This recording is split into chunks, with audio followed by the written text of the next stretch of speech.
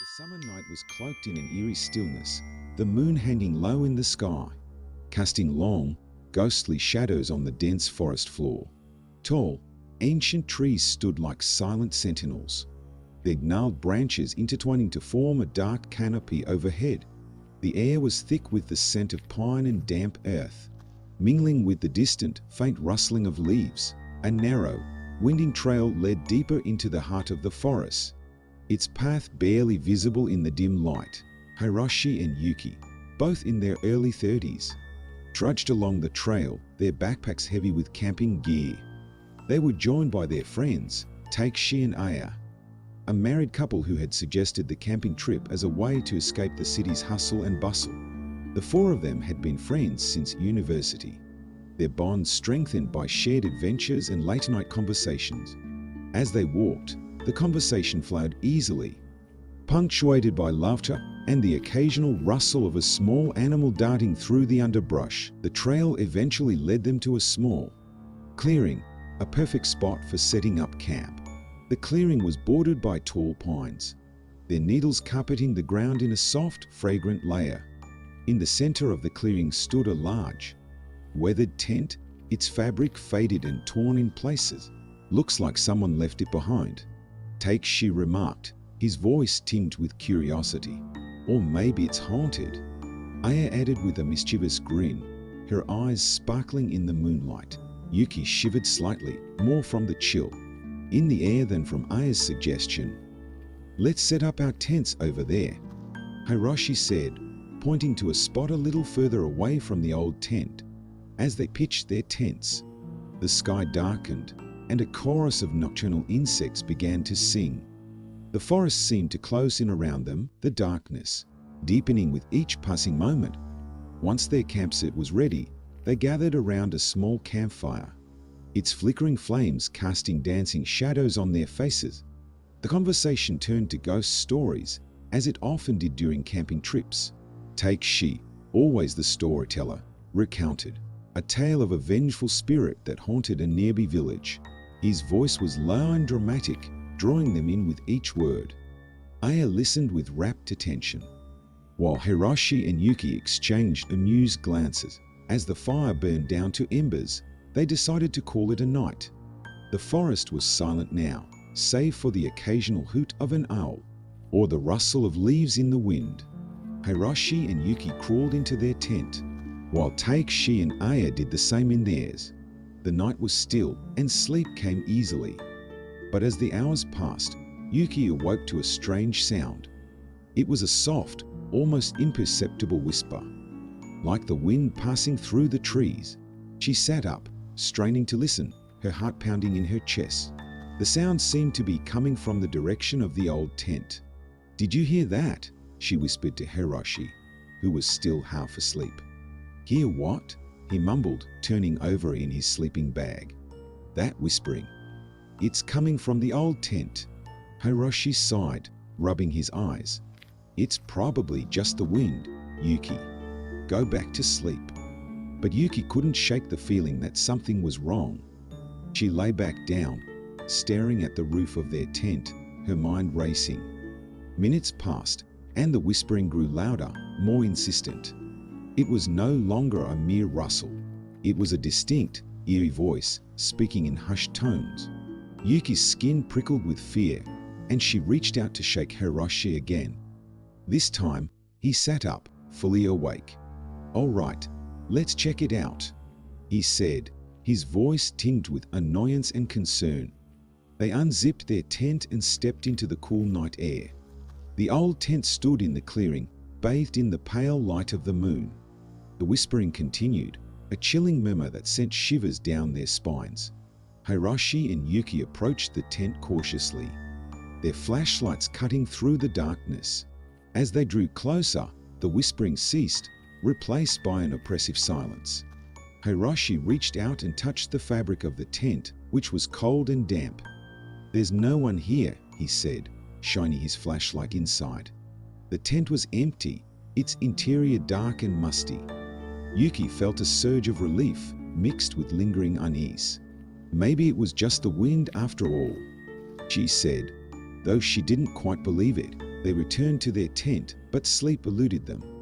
The night seemed to stretch on endlessly, the darkness pressing in from all sides. Morning came at last, the first rays of sunlight filtering through the trees. The events of the night before seemed distant and unreal in the light of day. She and Aya were already up, brewing coffee over the campfire. "Did you guys hear anything weird last night?" Yuki asked, trying to keep her voice casual. Aya looked up, a puzzled expression on her face. "Weird how? Like whispering or voices?" She shook his head. "Nope, we slept like logs." "Why? Did you hear something?" Yuki hesitated, then shook her head. "No, it's nothing. Just my imagination, I guess."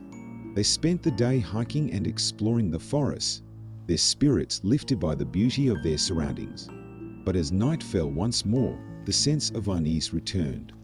The old tent loomed in the clearing, a silent reminder of the previous night's events.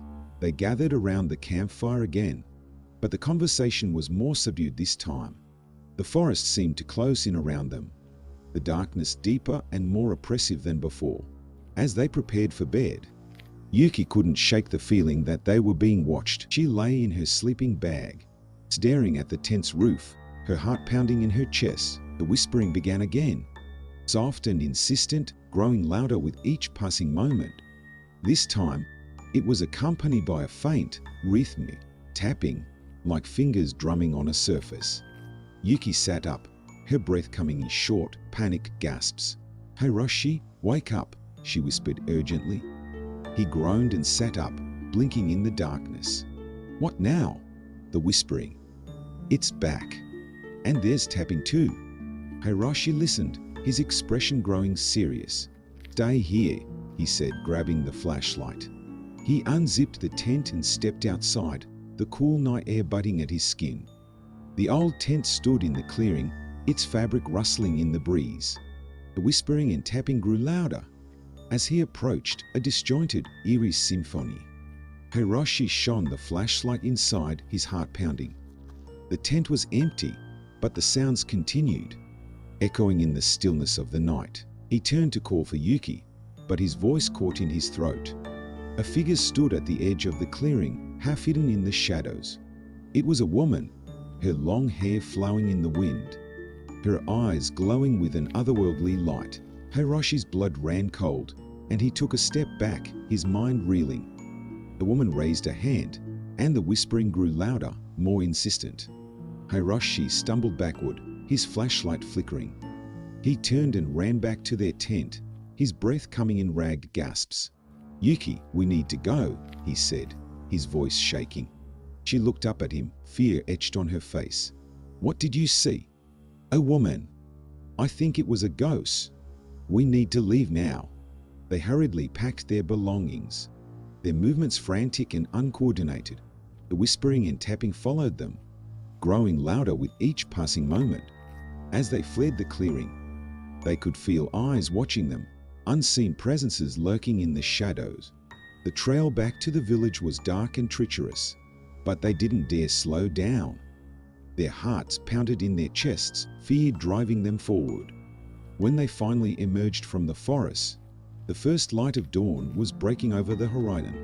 They stumbled into the village, exhausted and terrified, their minds reeling from the night's events. The villagers listened to their story with wide eyes, their faces pale with fear.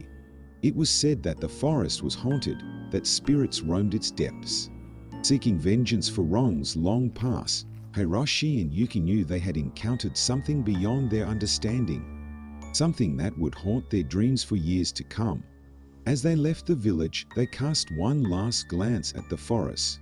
Its dark, forbidding presence, a stark reminder of the terror they had faced. They vowed never to return, but the memory of the haunted tent would remain with them, a chilling reminder of the unknown horrors that lurked in the shadows. The village was small, a cluster of traditional wooden houses surrounded by rice fields and dense forests. As Hiroshi and Yuki stumbled into the main square, the sun had just begun to rise, casting a golden hue over the landscape. The villagers, already up and about, stopped to stare at the disheveled couple. Their expressions ranged from curiosity to concern.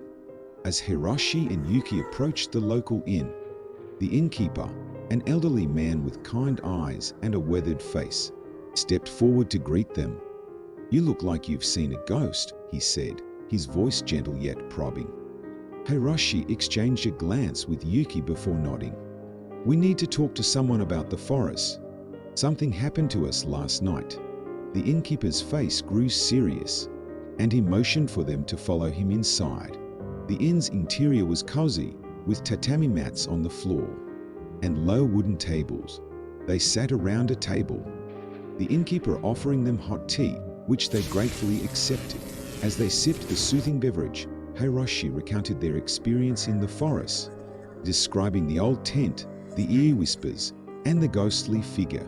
The innkeeper listened intently, his eyes narrowing as the story unfolded.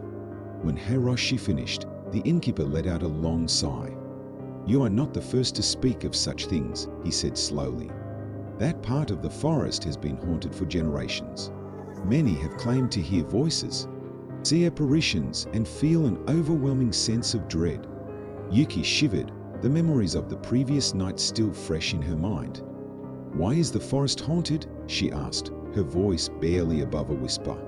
The innkeeper leaned back, his gaze distant. "There are many stories, but the most common. One involves a tragedy that took place many years ago. A group of travelers set up camp in the same clearing. Where you found that old tent, they were never seen again. Some say they were taken by the spirits of the forest. Others believe they fell victim to a darker force." Hiroshi felt a chill run down his spine. "What should we do? We can't just leave without knowing more." The innkeeper nodded, understanding their need for closure. "There is an old shrine deeper in the forest, dedicated to the spirits that dwell there. The shrine keeper, a woman named Akiko, might be able to help you. She knows more about the forest's history than anyone else."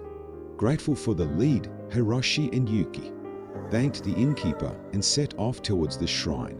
The forest seemed even more foreboding in the daylight, the tall trees casting long shadows across the path. As they walked, the sense of being watched returned, a constant presence that made their skin prickle. The trail was narrow and winding, leading them deeper into the heart of the forest. The sounds of the village faded away, replaced by the rustling of leaves and the occasional call of a distant bird. After what felt like hours, they arrived at the shrine. A small, ancient structure nestled among the trees. The air was thick with the scent of incense, and the sound of a gentle stream could be heard nearby. An old woman was sweeping the steps of the shrine, her movements slow and deliberate. When she saw them, she paused, her eyes sharp and assessing. "You must be the ones who encountered the spirits last night," she said, her voice calm but firm. Hiroshi and Yuki exchanged a surprised glance before nodding. "Yes, we were told you could help us," Hiroshi replied. Akiko set her broom aside and gestured for them to sit on a nearby bench. "I have tended this shrine for many years," she began, her voice steady and clear. "The forest is a place of great power, both light and dark. The spirits you encountered are restless, bound to this place by a tragedy that occurred long ago." She told them of a young couple who had fled to the forest to escape a forced marriage. They had set up camp in the clearing, hoping to find peace and solitude, but their families had followed them, and a violent confrontation ensued, resulting in their deaths. Their spirits, along with those of their vengeful families, were said to haunt the forest, unable to find peace. "They are trapped by their anger and sorrow," Akiko explained, "and they seek to draw others into their torment." Yuki's eyes widened with fear.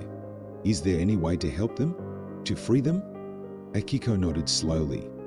"There is a ritual that can be performed, a way to offer peace to the spirits, but it is dangerous, and it requires great courage and strength of heart." Hiroshi felt a mix of fear and determination.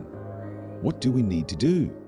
Akiko led them into the shrine, where she showed them an ancient scroll detailing the ritual. It involved creating a sacred space in the clearing, using specific herbs and symbols to call upon the spirits. They would need to confront the spirits, offer them a token of peace, and guide them towards the light. The ritual had to be performed at midnight, when the veil between the worlds was thinnest. Hiroshi and Yuki agreed to undertake the ritual despite the risks. They spent the day preparing, gathering the necessary herbs, and learning the symbols they would need to draw. As night fell, they made their way back to the clearing, the forest, seeming even darker and more oppressive than before. The old tent still stood in the clearing, a silent witness to the events of the past. They set up their sacred space, carefully placing their herbs and drawing the symbols on the ground. The air grew colder, and the whispering began once more, louder and more urgent than before. Hiroshi and Yuki stood in the center of the sacred space, their hands clasped together.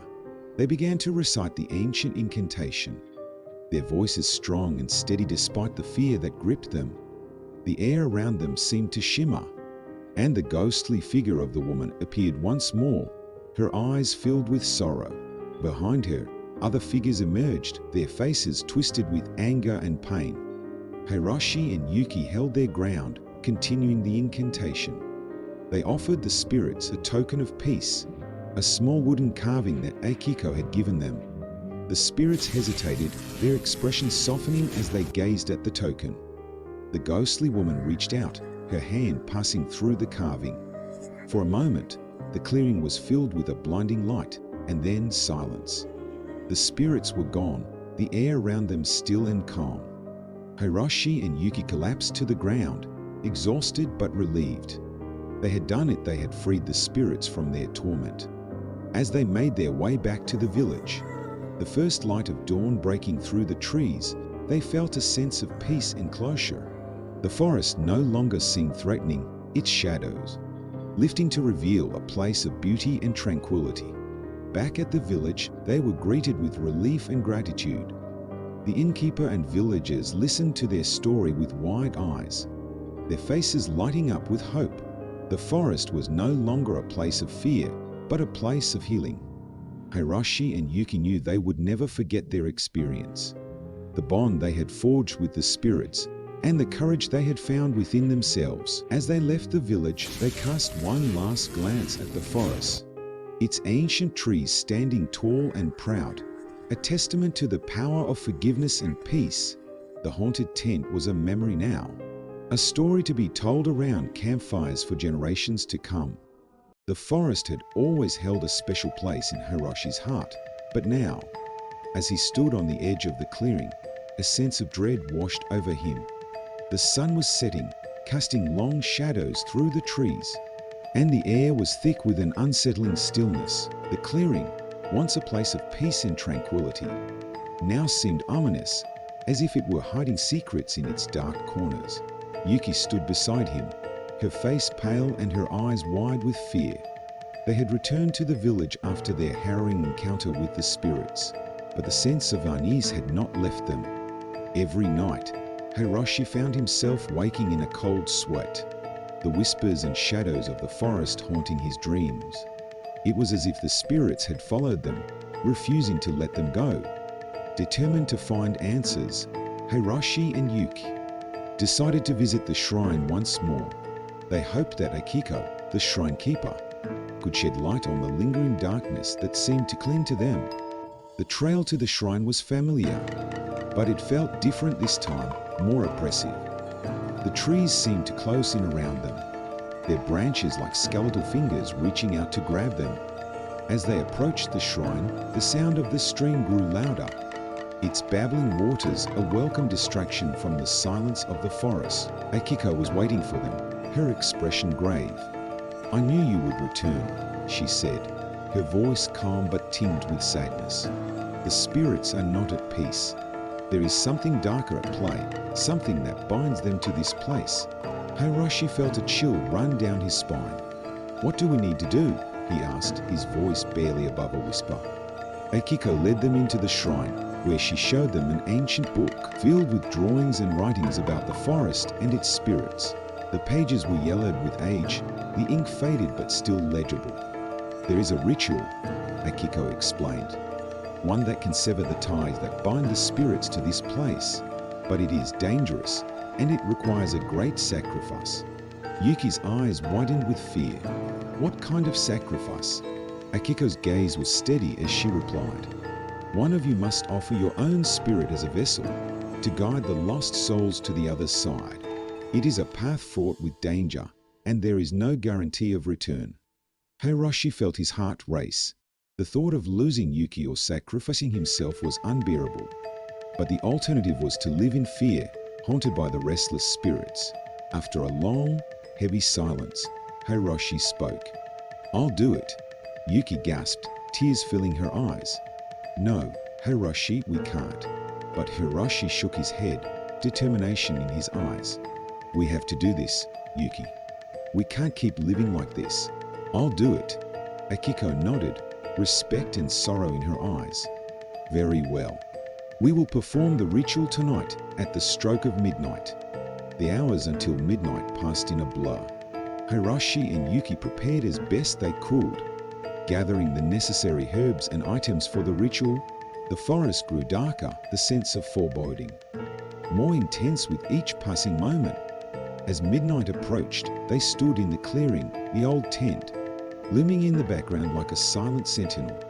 Akiko guided them through the ritual, her voice steady and calm.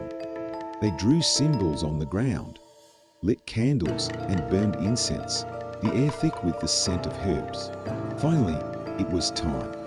Hiroshi stood in the center of the sacred space, his heart pounding in his chest. Akiko began to chant, her voice low and melodic, the words ancient and powerful. As the chant grew louder, the air around them seemed to shimmer, and the ghostly figures of the spirits appeared once more. Hiroshi felt a strange sensation, as if he were being pulled in multiple directions at once. He closed his eyes, focusing on the chant, on Akiko's voice guiding him. Suddenly, he felt a sharp pain in his chest, as if a hand had reached inside and grabbed his heart. He gasped, doubling over in pain, but he forced himself to stand, to stay strong. The spirits were all around him now, their faces twisted with anger and sorrow. He could feel their pain, their suffering, as if it were his own. He reached out, offering himself as a vessel, a guide to the other side. For a moment, everything went black. Hiroshi found himself in a dark, empty space, floating in nothingness. He felt a presence, multiple presences surrounding him, their whispers filling his mind. He tried to focus, to guide them towards the light, but the darkness was overwhelming. Just as he felt he might be lost forever, he heard a voice. It was Yuki calling out to him, her voice a beacon of light in the darkness. He reached out, grasping onto her voice, and slowly the darkness began to lift. The spirits were with him, their pain easing as they moved towards the light. With one final effort, Hiroshi guided them through, feeling a sense of peace wash over him. When he opened his eyes, he was back in the clearing. Yuki was kneeling beside him, tears streaming down her face. Akiko stood nearby, a look of relief and exhaustion on her face. "It is done," she said softly. "The spirits are at peace." Hiroshi felt weak, but a sense of profound relief filled him. The forest no longer felt oppressive. The sense of darkness lifted. They returned to the village, greeted with gratitude and awe. The villagers had felt the shift, the lifting of the darkness that had haunted the forest for so long. Hiroshi and Yuki knew they had faced something extraordinary, something that had tested their courage and strength. As they left the village, they looked back at the forest one last time. A place of beauty and peace once more. The haunted tent was gone, a memory of a dark past that had finally been laid to rest. Hiroshi and Yuki walked hand in hand, their bond stronger than ever, knowing they had faced the darkness within and emerged victorious. The village had returned to its quiet rhythm, the fear that had gripped it slowly dissipating with each passing day. Hiroshi and Yuki, though forever changed by their experience, began to find peace in the daily routines of life. Yet, an unspoken tension lingered between them, a shared trauma that had not fully healed. The forest, once a place of beauty and mystery, had become a source of both dread and reverence. Every visit to the village brought back memories of the haunted tent and the spirits they had encountered. One day, as they sat on the porch of their small house, Hiroshi turned to Yuki. "We need to go back," he said quietly. Yuki looked at him, her eyes wide with apprehension. "Why? We've done what we could. The spirits are at peace." Hiroshi nodded, understanding her fear, but his determination was clear. "I feel like there's something unfinished. We need to understand what truly happened." Yuki sighed, knowing he was right. The unease they felt was not just from the encounter, but from the lingering questions about the past. They decided to return to the forest, not to confront spirits, but to uncover the history that had led to such tragedy. They began their journey with a visit to Akiko at the shrine. The old woman welcomed them with a knowing smile, as if she had expected their return. "I see the forest still calls to you," she said, her voice gentle. Hiroshi nodded. "We need to understand. Can you help us find the truth?" Akiko's expression grew serious. "There is an old journal, kept by the villagers, that details the history of the forest and the events that led to its haunting. It might hold the answers you seek." She led them to a small, hidden room within the shrine, where she retrieved a weathered, leather-bound journal. The pages were fragile, filled with handwritten entries in faded ink. As they carefully turned the pages, they discovered the story of the young couple who had fled to the forest. Their names were Hana and Kaito, lovers, whose families had feuded for generations. Hana and Kaito had hoped to escape the hatred that bound their families, seeking refuge in the forest, but their families, driven by pride and anger, had pursued them.